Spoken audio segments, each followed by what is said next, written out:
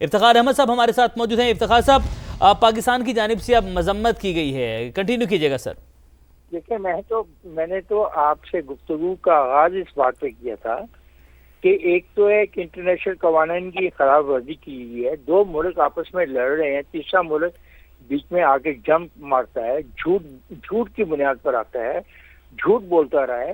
وہ بڑا ملک تھا، اس کو تو دنیا کے اندر پیس کے لیے کام کرنا چاہیے تھا، اور اس نے تو جب یہ اقتدار میں آیا تھا تو اس نے تو کہا تھا کہ میں دنیا میں اور جنگیں نہیں ہونے دوں گا، لیکن دنیا کی سب سے بڑی، خدا نہ خواستہ یہ جنگ اور نہ پھیلے، اگر ایسا ہوا تو یہ دنیا کی سب سے بڑی جنگ ہوگی، it may be another third world وار۔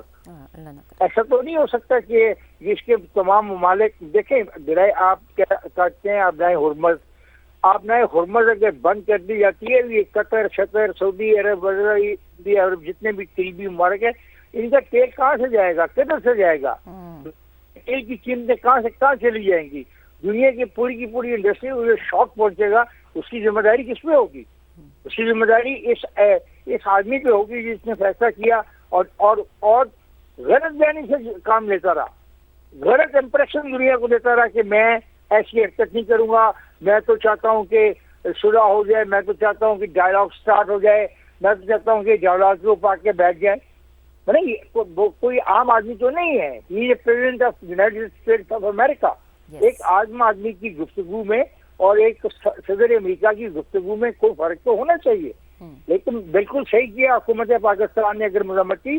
میں نے تو پرسنلی ذاتی طور پہ آپ سے کہا ہے کہ میں ذاتی طور پہ جو میری حکومت نے فیصلہ کیا تھا کہ اس آدمی کو وہ دیا جائے انعام، نوبل پرائز، میں نے ایز اے پاکستانی میں تو اس کی حمایت نہیں کروں گا، میں بالکل حمایت نہیں کروں گا۔ اچھا افتخار صاحب، ایک اور چیز سمجھائیے گا، ہم نے دیکھا کہ جب پاکستان اور بھارت میں کشیدگی کا معاملہ تھا تو امریکہ نے ثالثی کا کردار ادا کیا، بڑی واہ واہ ہوئی صدر ٹرمپ کی، لیکن یہاں پر تصویر ہی ہم نے کچھ اور دیکھی۔ اب آپ کو کیا لگتا ہے کہ اس سچویشن میں کیا کوئی ملک ہے ایسا جو کہ کودے گا اور ثالثی کا کردار ادا کرے گا، ایران کو بھی سمجھائے گا، امریکہ کو بھی سمجھائے گا؟ کیا وہ چین ہو سکتا ہے، وہ روس ہو سکتا ہے، کیونکہ روس کی ایک بڑی پیمانے پہ انویسٹمنٹ ہے ایران میں؟ کیا لگتا ہے آپ کو؟ دیکھیں، بات یہ ہے کہ اب جو ہوگا اس کی ذمہ داری تمام کی تمام ٹرمپ کے اس فیصلے پر ہوگی، اور ٹرمپ کے ان یہودی ساتھیوں کی جو اس کو گھیرا تنگ کر کے بیٹھے ہیں وہاں پہ۔ خود امریکہ کے اندر اس عمل کو وہ سپورٹ، عوامی سپورٹ نہیں ملے گی۔ آپ دیکھ لیجئے گا آنے والے دنوں میں عوامی سپورٹ نہیں ملے گی۔ یہ کیوں بھول جاتے ہیں جو غزہ میں ظلم ہو رہا ہے؟ آج بھی ہو رہا ہے، جب میں اور آپ بات کر رہے ہیں، جب میں اور آج اس وقت گفتگو کر رہے ہیں، اس وقت غزہ میں جو ظلم ہو رہا ہے کیوں نظر نہیں آتا ٹرمپ کو اور ٹرمپ کے ساتھیوں کو؟ اور میں ایک بات بتاؤں، یہودی جو ہیں وہ بھاگ رہے ہیں اپنا اسرائیل سے، بائی روڈ دوسری جگہ پہ نکل رہے ہیں۔ افتخار صاحب، لوگ بھی نہیں چاہتے نا کہ جنگیں ہوں، ایک ایسی سچویشن ہو جس میں روزمرہ کی زندگی ان کی تباہ ہو جائے، وہ بھی عام چاہتے ہیں۔ سابق سفیر عبدالباسط صاحب بھی ہمارے ساتھ موجود ہیں۔ عبدالباسط صاحب، اب اس حملے کے بعد جو کہ اس جنگ میں اب امریکہ خود براہ راست طور پر جو ہے وہ آ چکا ہے، کس طرف بات آپ کو جاتی دکھائی دے رہی ہے؟ کیا اسرائیل کی جو پریشر اس کے اوپر بن چکا تھا، جس طریقے سے ایران نے حملے کی تھے تابڑ توڑ، جو منت سماجت ہے وہ کام آ گئی نیتن یاہو کی؟ دیکھیے، چیزوں کو صحیح پرسپیکٹو سے دیکھنے کی ضرورت ہے۔ یقیناً ہم امریکہ کے اس ایکشن کو کنڈیم بھی کرتے ہیں، اور قانون بھی، انٹرنیشنل قانون بھی اس کی اجازت نہیں دیتا۔ یہ بھی ہم سب جانتے ہیں کہ ایران مذاکرات کے لیے بھی تیار تھا، اور مذاکرات ہو بھی رہے تھے، اور اسرائیل کی چونکہ شروع سے خواہش یہی تھی، یہ آج کی بات نہیں ہے، 30 سال سے ان کا آبجیکٹو یہی تھا کہ انہوں نے ایران کے جو نیوکلیئر پروگرام ہے اس کو تباہ کرنا ہے اور فیسیلیٹیز کو اس پہ اٹیک کرنا ہے۔ تو یہ بات تو آبجیکٹو ہمارے سامنے ہمیشہ سے رہا ہے۔ جی اچھا عبدالباسط صاحب، ایک چیز اور سمجھائے گا کہ ایسا کیا تھا کہ امریکی صدر ڈونلڈ ٹرمپ نیتن یاہو کی بات پہ اس قدر آمادہ ہو گئے کہ اٹیک تک ہی سچویشن چلی گئی؟ اس سے پہلے ہم نے دیکھا کہ امریکہ کا کوئی بھی صدر اس حد تک انوالو نہیں ہوا، بلکہ بہت سے لوگوں نے امریکی صدر پہ تنقید کی۔ خود کل بل کلنٹن یہ کہتے ہمیں نظر آئے کہ ہمیں ایسی جنگ کا حصہ نہیں بننا چاہیے جس میں موت ہو یا پھر ہمارا فیوچر سٹیک پہ چلا جائے۔ ٹھیک ہے، عبدالباسط صاحب ہمارے ساتھ موجود نہیں ہیں اور افتخار صاحب ہمارے ساتھ موجود ہے۔ افتخار صاحب، اگر آپ نے میرا سوال سنا تو پلیز کامنٹ کیجیے گا۔ جی بالکل، بل کلنٹن نے مذمت کی ہے، اور میں تو یہ بات کہہ رہا تھا وہ بیچ میں وہ صدیق صاحب آ کے، جی جی سوال ہے کہ آپ کو شاید یاد نہیں آ رہا کہ نیتن یاہو نے یہ بھی کہا ہے کہ جو پاکستان ہے یہ ایول پلیس ہے، یس اور آفٹر ایران اس کو بھی اپنے ٹارگٹ ایریا میں رکھتا ہے۔ میں حیران ہوں کہ ہم لوگ اس پہ بات کیوں نہیں کرتے، اور نیتن یاہو کی اس خطرناک پالیسی پر کیوں نہیں گفتگو پاکستان میں ہوتی، اور اس کو کیوں نہیں کھل کے کنڈیم کیا جاتا، میری سمجھ سے باہر ہے۔ اور اس نے خود کہا نیتن یاہو نے کہ ایول پلیس ہے پاکستان بھی۔ تو اگر ایران جو نیوکلیر اسٹیٹ بننے کے بارے میں جتنی بھی وہ انٹرنیشنل قوانین تھی ان کی وہ پابندی کر رہا تھا، این پی ٹی پہ اس نے سائن کیے ہوئے تھے، جبکہ اسرائیل نے تو کسی بھی ایسی چیز پر سائن نہیں کیے ہوئے۔ کیا اسرائیل کے پاس ایٹم بم نہیں ہے؟ اور جب اسرائیل ایٹم بم بنا رہا تھا اور تو تب یہ ایران کو نظر نہیں آ رہا تھا امریکہ کو اس کا ایٹم بم کسی کے خلاف استعمال ہوگا؟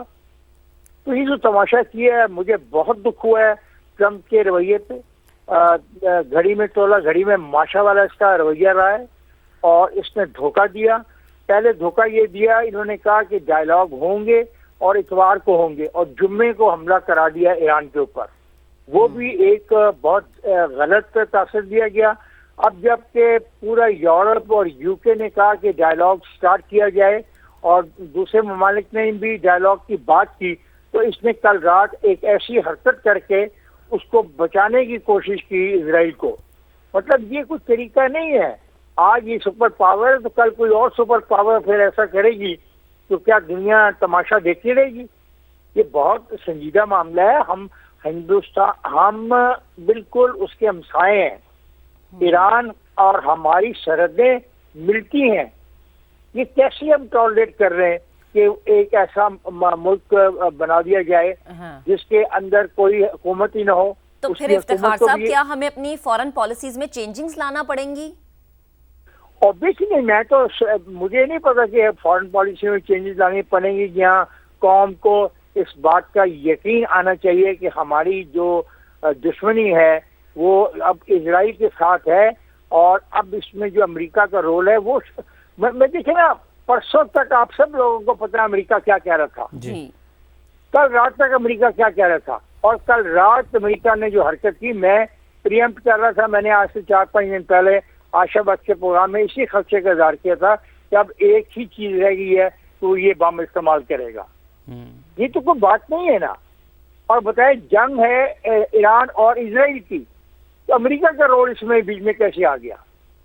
اور یہ جو رول امریکہ نے لے لیا ہے، اگر کل یہ چائنا یا روس یا کوئی اور ملک یہ رول اپنانا شروع کر دے دو ممالک کے درمیان جنگ کے اندر، تو اس پوری دنیا کا مستقبل پھر کیا ہوگا؟